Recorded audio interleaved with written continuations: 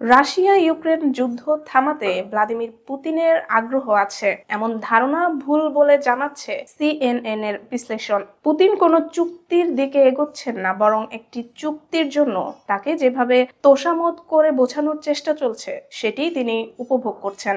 এরই অংশ হিসেবে মার্কিন প্রেসিডেন্ট ডোনাল্ড ট্রাম্পের বিশেষ দূত স্টিভ উইটকফ ও জামাতা জ্যারেড কুশনার 5 ঘন্টা ধরে তার সঙ্গে বৈঠক করলেও কোনো সমঝোতা হয়নি। দুই মার্কিন প্রতিনিধিকেই প্রায় খালি হাতেই ফিরে যেতে হয়েছে। প্রায় 4 বছর আগে রাশিয়া যুদ্ধ শুরু করেছিল এই ধারণা থেকে যে খুব দ্রুত ইউক্রেনকে দমন করা সম্ভব হবে, কারণ তখন যুক্তরাষ্ট্র ছিল আফগানিস্তান থেকে সেনা প্রত্যাহারের বিপাকে এবং আন্তর্জাতিকভাবে তুলনামূলক দুর্বল অবস্থায়। কিন্তু পুতিনের পরিকল্পনা সফল হয়নি। ইউক্রেনের পেছনে দৃঢ়ভাবে দাঁড়িয়ে যায় ওয়াশিংটন ও ন্যাটো।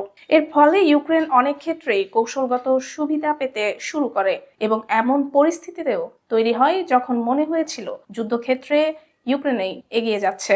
পরিস্থিতি বদলে যায় ট্রাম্প দ্বিতীয়বার ক্ষমতায় আসার পর। হোয়াইট হাউসে ফিরে ট্রাম্প ঘোষণা করেন এই যুদ্ধ যুক্তরাষ্ট্রের নয় এবং এই যুদ্ধ চালাতে আর অর্থ ব্যয় করতে চান না তিনি। যুদ্ধ থামানোর প্রচেষ্টা তার অগ্রাধিকার হয়ে ওঠে। যুক্তরাষ্ট্রকে শান্তি চুক্তির জন্য রাশিয়ার পেছনে ঘুরতে হবে। পুতিন হয়তো কখনো ভাবেননি, কিন্তু এখন ঠিক সেটাই ঘটছে।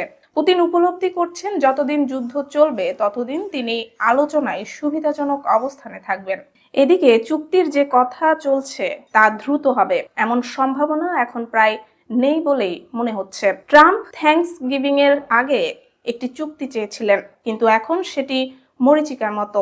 আলোচনায় অগ্রগতি না হওয়ায় ইউক্রেন প্রেসিডেন্ট ভলোদিমির জেলেনস্কি এখন আবার ইউরোপীয় নেতাদের সঙ্গে পরামর্শ করবেন, তারপর যুক্তরাষ্ট্রের কাছে ফিরবেন। পুরো প্রক্রিয়া আরো দীর্ঘায়িত হতে পারে। পুতিন বাস্তববাদী নেতা হিসেবে পরিচিত।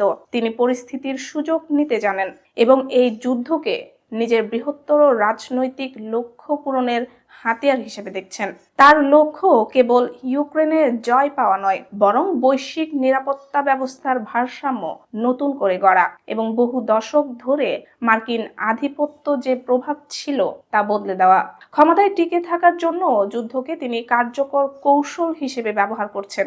এদিকে ইউক্রেনের পরিস্থিতি ক্রমেই কঠিন হয়ে উঠেছে। দেশটি সেনা ও তহবিল সংকটে ভুগছে, বাড়ছে রাজনৈতিক অস্থিরতা। এই অবস্থায় ধীর গতিতে হলেও রাশিয়া যুদ্ধক্ষেত্রে অগ্রসর হচ্ছে। ফলে যুদ্ধ শেষ হোক বা না হোক, পুতিন মনে করছেন শেষ পর্যন্ত রাশিয়ার পূর্ণ বিজয় অনিবার্য।